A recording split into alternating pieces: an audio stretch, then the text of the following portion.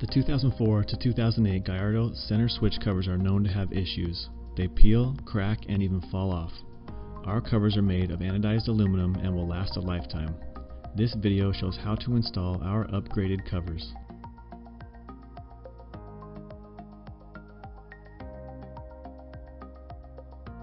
Remove the OEM covers by pulling straight up.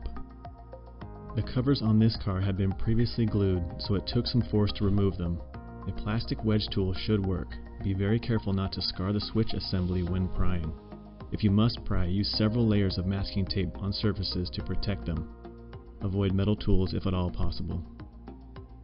Use high-quality, double-sided tape to create a snug, long-lasting fit. Insert a short piece of tape inside the new cover using an ice pick or something similar.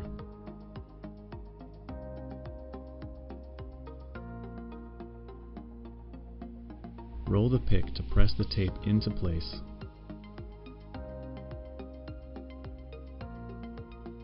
Inside the new cover, there's a small dimple.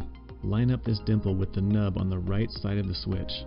Push the cover down over the switch. Another option is to apply the tape to the switch assembly first, then install the new cover over the tape.